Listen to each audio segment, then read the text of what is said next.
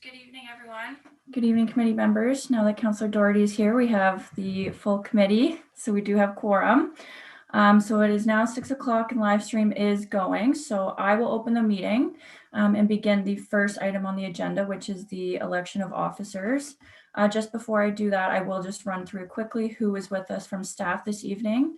So we have Lisa Capener-Hunt, Director of Building and Enforcement, Desiree Kennedy, Chief Financial Officer and City Treasurer, Casey Keys, Administrator ReadRequest, Jeff Walker, Manager Taxation and Revenue, Ian Sullivan is our host this evening, as well as myself, Julia McCarty-Jansman, Committee Clerk. So we will go ahead with the election of officers tonight. So I will do nominations for chair and then we'll do vice chair. So is there a mover for a nominee for the chair?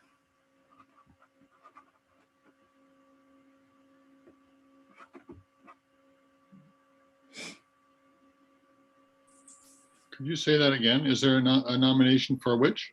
A mover for a nominee for chair. For chair. Councillor Doherty, did you have your hand up? Yeah, to nominate someone else, not me. Yeah. I just can't the chair. But I haven't asked anyone, so I don't know if I should put anybody in a funny position. But anyhow, I just, I guess I just wonder if Councillor McLaren would do it. Councillor McLaren, do you accept the nomination? Is there really nothing else? I second it. I'll third it. Okay, I'll accept it. Perfect. So I'll have Councillor Oosterhoff as a seconder. Are there any other nominations for chair? No, so seeing none, so I will close the nomination for chair and I will call the vote. So all those in favor of Councillor McLaren as being elected as chair. Perfect, that is carried. Councillor McLaren, would you like me to go ahead with vice chair? So is there a mover? I nominate Ryan Baum. Councillor Baum, do you accept the nomination? Thank you. Perfect. Is there a seconder for that? Councillor Holland. Perfect. Are there any other nominations for vice chair? So seeing none, I will close the nominations for vice chair and I will call the vote. All in favor of Councillor Baum for vice chair. Perfect, and that is carried. And Councillor McLaren, I will hand it over to you to open the public meeting. Thank you. So welcome everybody to the first of this last year of our terms council or Administrative Policies Committee. The first item on Mr. Chair, I'm sorry. Yes. I got some serious feedback here from somebody's mic. It's mine. My computer's fan is always running, which is one of the reasons I don't like to do this. I really don't know how to turn it off without overheating the thing. I have everything else off except for the agenda and this Zoom meeting. Okay, I'll just turn it down. Maybe everybody can put up with it. If it's just me, then that's fine. Does anybody want to reconsider me as the chair? We asked the vice chair to leave tonight until you get your computer fixed. It's not going to get fixed. It's just how it is. Is it an external like cooling fan underneath? I have that underneath to make it better, but I turned it off just now because it's also noisy. Oh my God. Okay. I didn't realize how. Okay. I'll put up with it. I'm not really perplexed. It just does create a humming sound. That's all. Okay. Moving on into the agenda. Number 2. Number 3, meeting order, approval of the agenda. Can I have an approval of the agenda? Moved by Councillor Baum, seconded by Councillor Doherty. All in favor? Thank you. Confirmation of the minutes. At the minutes of Administrative Policies Committee meeting 06/2021 held Tuesday, October 14th, 2021 be approved. I have a mover. Councillor Baum, Councillor Holland for seconding. All in favor? Passed unanimously. Thank you. Disclosures of pecuniary interest. Does anyone have any money to be made on this? Seeing none, we'll be moving on. There are no delegations, no briefings, business. Rideau Crest Board of Management. And the motion is that the Administrative Policies Committee resolve itself into the Board of Management of Rideau Crest Homes. May I have a mover, please? Councillor Chappelle, seconded by Councillor Holland. All in favor? We have been resolved into the Board of Management of Rideau Crest Homes. And I understand there's a report. Yes, thank you. Good evening. This is the third report provided to the Board of Management for Rideau Crest Home for 2021. The information provided within this report is covering the time period of September through till the end of November. However, due to the ever-changing direction of long-term care, there are some updates after the November timeline just to give you an accurate and up-to-date picture of what's happening within long-term care. Some key highlights from the report. Rideau Crest did complete their accreditation survey through Accreditation Canada, September 27th to 29th, and did receive confirmation on November the 10th that we have received accreditation. So extremely proud of our group for all the hard work it takes to put into the accreditation survey, especially at this time, with a really great outcome. COVID-19 remains our number one priority at this time. With the increase in cases both provincially and here within the city, we continue to have many precautions in place. To date, we have not declared an outbreak of COVID-19. However, over the last 3 weeks, we have had 3 staff cases, positive cases of COVID-19. These positive cases have been community acquired and they are isolated incidents. With each positive case, we have worked with public health to have increased measures put in place, and we have been successful in limiting that spread to no residents and no further staff. So very happy about that. To date, 97% of our residents are fully vaccinated, and all those eligible for their third dose are receiving those as they come to the home. In conjunction with the directive by the Ministry of Health and Long-Term Care that all staff are required to be fully vaccinated by November 15th to enter long-term care, we do have full vaccination of all of our active staff at this time. In response to the crisis of long-term care during the pandemic, the province has proposed the Providing More Care, Protecting Seniors and Building More Beds Act, which did receive royal assent today. Within this new act is the Fixing Long-Term Care Act, which will repeal and replace the current Long-Term Care Homes Act. We are not seeing great changes within the proposed act. However, there's still many details that we do await as the regulations still remain to be built for that act. There is anticipated consultation with long-term care homes in the new year with anticipated proclamation in the springtime. The proposed Fixing Long-Term Care Act will support the government's commitment to provide 4 hours of direct resident care per resident per day by 2025. The funding associated with this initiative has started to flow to homes as of November 1st. Rideau Crest does have a 5-year staffing plan in conjunction with that initiative, and we have started the first phase of that plan to hire our first set of staff. The challenge, of course, is finding the available staff to fill these positions, not only for Rideau Crest Home, but across the province within a sector that has been in a staffing crisis for just about a decade now. At the end of November, the home was $282,000 under budget. This is a direct correlation to wages from all departments, but the biggest contributor being the nursing department at this time. And I'm happy to answer any questions if there is any. Thank you. That was very good and very succinct. Are there any questions from the board? Councillor Holland. Thank you, Mr. Chair, and thanks very much for the presentation. Just on your final point regarding the nursing budget, in the report, I guess towards the end, where it talks about highlights of the budget, nursing budget, 226,000 underspent, and then later it said nursing wages are 332,000 underspent, and then the banked lieu costs, etc. I'm just wondering if you could maybe give a bit of an explanation of some of those numbers, and I know some of them are related to some of the provincial benefits that come in, but just to give a little clearer picture, that'd be great. Sure, absolutely. So we have seen some revenue streams come through over the course of this year, which is attributing to increased revenues within the nursing budget alone. One specific is the We did budget for an increase of 1%, assuming in the budget, and we actually saw a 1.5% increase in the global direct care spending. So that is attributing to some of the higher revenues, which is giving us an underspend. Great. Okay. So the combination is not having enough staff, I guess the factors, and also getting a surplus of funding from the province. Absolutely. So in the future, I mean, can the nursing budget then be used for, is that for RNs specifically, RNs, LPNs? Will there be, if things changed, let's say, and we got to see better recruitment, higher numbers of staff, is there flexibility in terms of where that budget can be spent on nursing?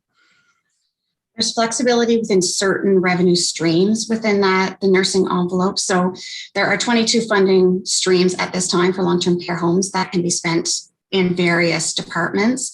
We budget our nursing wages on a full staffing complement. And when we do not work at full staffing complement, we are seeing an underspend in those wages. And a direct contributor has been COVID in terms of people being screened out with sick time, not being allowed to work in long-term care homes over the past year has significantly caused us to be underspent within that department, being the biggest department within the home. Okay, thank you. Thank you, Councillor Holland. Are there any other questions from the board? Seeing none, thank you, Ms. Keys. I'm going to ask now for it's an information report, so we don't need a motion on that. I now ask for a motion that the Administrative Policies Committee arise from the Board of Management of Rideau Crest Homes. May I have a mover, please? Councillor Bohm, seconded by Councillor Doherty. All in favor? Thank you. We are no longer directors. We are back to councillors. Moving on to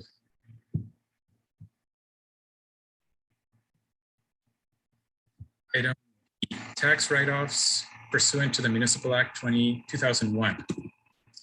Is there a staff presentation on this? Thank you. Thank you through you, Mr. Chair. So I'll just very brief on this one, as I'm sure the committee's used to these reports. They come 2 or 3 times a year. So this will be the last tax write-off report for 2021.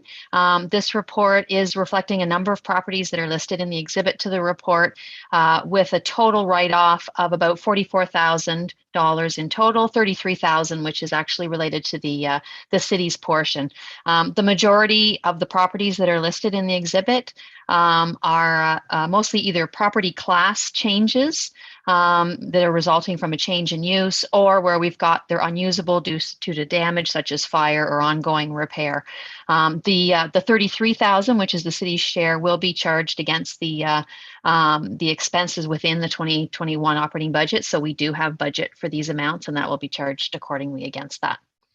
Thanks. Thank you. Does the committee have any questions? Seeing none, I will ask, is there any member of the public who would like to ask a question? Mr. Chair, we have no members of the public in the gallery with us this evening. Thank you. In that case, I shall call the question. I will read the report or the recommendation. The Administrative Policies Committee recommend to Council that Council approve the cancellation, reduction, or refund of taxes pursuant to applications made under Section 357 and 358 of the Municipal Act 2001, totaling $44,441.23, which $33,161.01 is the city's portion of the amount charged back to the school board and Downtown Kingston BIA. And Downtown Kingston BIA are $11,015.16 and $265.06 respectively, as listed in Exhibit A attached to report number AP 22-004. May I have a mover, please? Councillor Chappell, Councillor Bohm, seconding. All in favor? Thank you. Moving on to C, housekeeping amendment to fence bylaw number 2003-405. Is there a staff recommend or presentation? Hello, Ms. Carpenter, please continue.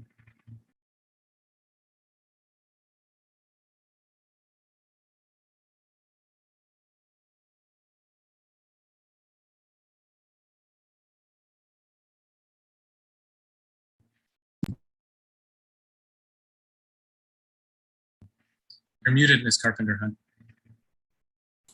Sorry, I'm talking, but you can't hear me. Apologies. I'll start again. Good evening, committee. Before you tonight is a report on the housekeeping amendments of the city's fence bylaw as part of our regular review. The fence bylaw was last updated in 2014, and after that time, it was identified that there were inconsistencies within various sections of the bylaw. The amendments proposed will correct the inconsistencies and also provide more clarity on how fences are to be measured, specifically on slope and grades, to ensure we achieve bylaw compliance. Also, during the review, staff noticed there were duplicate reference standards, as well as a referral to the zoning bylaw with regards to the location of industrial fencing, which is not regulated through the zoning bylaw. Staff also took the opportunity to introduce new fence trends with the inclusion of horizontal fencing, as it's becoming more popular with fence contractors as well as homeowners. The bylaw provisions provide equivalency in non-climbability and safety, similar to the boards installed in vertical direction. Staff posted the proposed changes on the city's website, as well as held a public engagement session, receiving one comment from the public with regards to increased fence heights. However, this is not proposed in the amendments at this time. Staff are requesting the committee recommend to council that the bylaw amendments reflected in the staff report be approved. I'd be happy to answer any questions if you have any. Thank you. Are there any questions? Councillor Doherty, please. Thanks for explaining that, Ms. Carpenter-Hunt. I just have a question regarding the horizontal fencing. Weren't horizontal fences banned because children can climb over them and slide through them easier? Wasn't that a safety issue? Yeah, so the intent of pool enclosures are to prevent children from climbing fences and gaining access to adjoining properties. So you're correct. So what we've done with the provisions that we put in here, we've got the boards closely spaced, but we've also added provisions for vertical supports every 2 feet so that the boards don't bow and warp and provide a climbability. This is consistent with the City of Toronto's bylaw, and City of Hamilton is implementing the same thing within their bylaw. Most of the municipalities that we spoke to are permitting it, and they're not looking at those provisions. The difference we are putting in from what Toronto has is we have the support posts every 8 feet, but we're having the intermediate in between next to the 2 supports at 2 feet, whereas Toronto does not have that within their bylaw. Outside of that, everything else is the same. Okay, thanks. Thank you. Councillor Chappelle, please.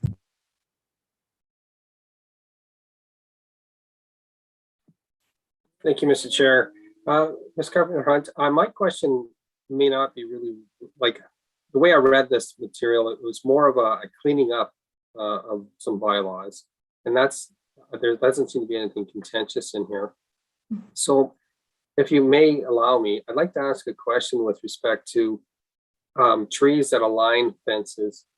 And just because I've had this recent question and I knew this topic was coming up, what does a person do when branches overextend onto another person's property with their over the fence line? Are they able to cut the branches, or like after obviously consulting with the neighbor, but if they're protruding over someone's fence onto a neighboring property, what's the process there? So that's not regulated in our fence bylaw, and that would be a civil matter between the 2 property owners. So is there any intent of maybe putting something like that in a future amendment to the fence bylaw? For climbability, so with fencing within our bylaw today is you can't have any climbable elements within 4 feet of the fence. So if there's anything within 4 feet that's climbable, it would have to be removed for the pool fence to be put in place in the pool to gain a permit. Okay, thank you. Thank you. Any other questions from the committee? Seeing none, let's call a question. I will read it.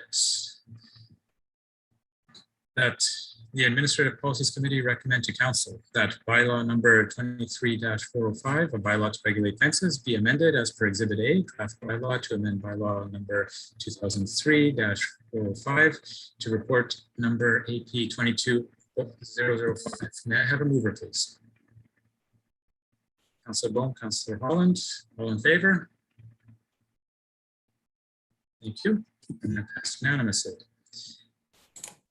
Item D, War Veterans Organization property tax exemption pursuant to the Assessment Act. Is there a staff presentation? Go ahead, Ms. Kennedy. Thank you, Mr. Chair. So this report is before the committee tonight with respect to providing tax relief to 3 specific war veterans organizations. And just to give a little bit of history to the committee on this, council did approve an exemption for 6 related properties for back in 2011 for the years 2012 to 2020. However, and under that, the Assessment Act allowed the municipality to exempt these properties, and so it required a municipal bylaw. Subsequent to that exemption back in 2011, subsequent amendments were made to the Assessment Act that exempted various branches of the Legion, the Ontario units, of the Army, Navy, and Air Force veterans in Canada, beginning in 2019 and for subsequent years. So in that list of organizations, the city has 3 of the 6 properties that previously had received an exemption. And so those 3 properties no longer require a municipal bylaw and a municipal exemption for taxes. That's already happening now under the amendments that were made to the Assessment Act. However, there are still 3 remaining properties which are listed in the report that were not identified specifically as exempt under the Assessment Act, and therefore would continue to require a municipal bylaw in order to remain exempt. Council may recall we actually had this report on the agenda a couple of months ago for October's meeting. However, we pulled it because we were continuing to have some conversations with the province, actually expecting that they would include these properties as well within the Assessment Act exemption. But in follow-up with the province, they have confirmed that they've chosen to leave the exemption status of some of these other organizations, particularly ones that are not considered national organizations, the exemption would remain under the authority of municipalities. And so in this report, we have the 3 properties that are remaining, and staff is recommending that we continue with a 100% municipal tax exemption for these 3 properties for a 10-year term. 10 years is the maximum period that's permitted under the Assessment Act for a municipality to provide the exemption. Important to note that the 3 properties, because this is not an exemption under the Assessment Act, the municipality can only exempt the municipal share of the taxes. So the 3 properties will still be required to pay their portion of the education taxes. The total cost to the municipality, annual cost, is about $11,000 for the 3 properties in total on an annual basis that would be written off as per this exemption. Thank you. Are there any questions from the committee? Seeing none, I will read the recommendation that the Administrative Policies Committee recommend as follows: that Council pass a bylaw attached as Exhibit A to Administrative Policies Committee Report number AP22-007 to provide tax relief to war veterans organizations that do not qualify for exemptions from taxation under the Assessment Act and who use or occupy property that is used as a memorial, home, clubhouse, or athletic grounds in the form of an exemption of 100% of municipal property taxation for a 10-year period beginning January 1st, 2021 and expiring December 31st, 2030. May I have a mover? Councillor Chappelle, Councillor Bohm, all those in favor? Thank you. Moving on. Are there any motions? None. Are there any notices of motions? None. Any other business? None. Correspondence. Date of our next meeting will be to be determined. So I assume that we will all hear about that soon enough. I have a motion to adjourn. Moved by Councillor Chappelle, seconded by Councillor Osterhoff. All those in favor? Thank you. We are adjourned. Have a good evening, all. You keep this up and you'll be chair for a long time.